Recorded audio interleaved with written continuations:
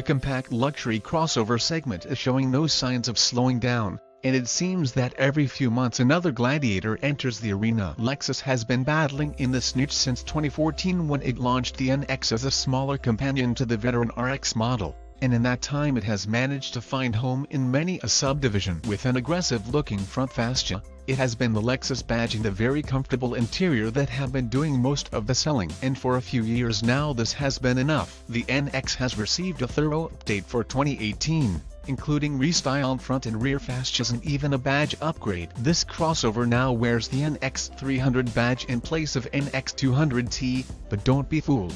It's the same turbocharged 2.0-liter paired with a 6-speed automatic under the hood, good for 235 horsepower and 258 lb-ft of torque. The changes to the front and rear fascias are subtle but welcome. The spindle grille is now populated by black horizontal bars instead of a slightly different honeycomb pattern, and the daytime running light housings have also been redesigned. Overall, the front is now visually cleaner, but it is still plagued by the fact that there is no good place to attach the front license plate, a lesson that Audi learned the hard way over a decade ago with its A8 flagship. The front section of the car also extends quite far out ahead of the front wheel arches and the headlights, which makes the tip of the nose sit way in front of the front wheels, giving the crossover a longer overhang than it probably needs. More changes abound inside and underneath the bodywork. Lexus has reworked the suspension in the Nx300 and updated the infotainment system with a second-generation remote touch interface, which is a touchpad-style controller located at the center of the armrest,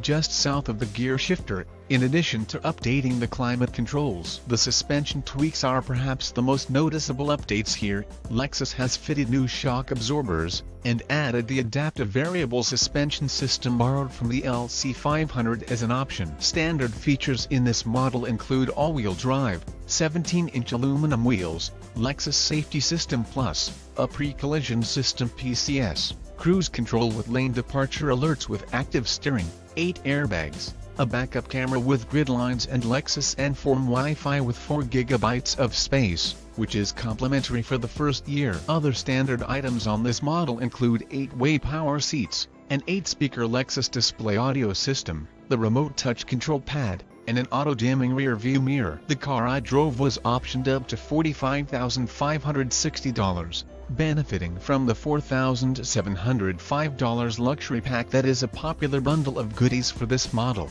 and the $1,800 navigation package which includes the remote touch interface and the 10-speaker Lexus premium audio system. On the road the Nx300 feels well planted and alert, even if a little top-heavy. Nosediving during braking is only moderate, and throttle response is on the better side for this segment. The Nx300 accelerates with just the right amount of haste and revs, and the sound insulation does not try to block off 100% of the outside world. So unlike in the Lexus RX, the engine and road noise are still there to remind you that you're actually driving a good-sized vehicle. This means the Nx300 is a little more in touch with the road and the outside world, but it's hardly more sporty or nimble than the RX, as it's still a pretty hefty luxury mobile. The chassis tries to keep body roll reined in when it comes to cornering with haste, but the overall reactions are still leagues away from competitors like the Mazda CX-5. This is a Lexus, after all, so its priorities are a little different. Speaking of priorities,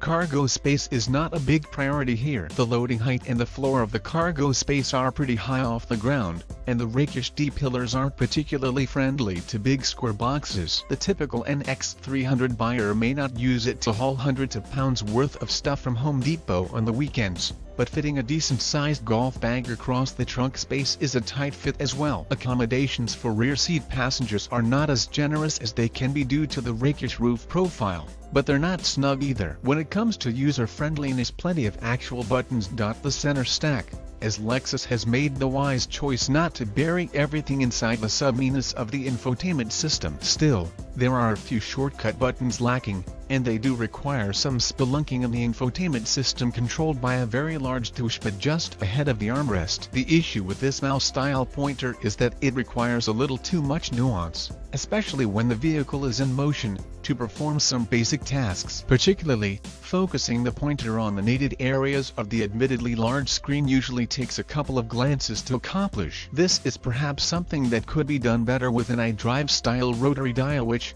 as annoying as those can be in their own right, don't require much nuance and can move the cursor faster to select various functions once you know where they are. Lexus system is fussier and requires the eyes to adjust to the road to the cursor on the screen, whose position is not always obvious. This is one of those systems that probably looked and felt good in a lab, but when mixed in with actual driving it becomes a lot less user-friendly.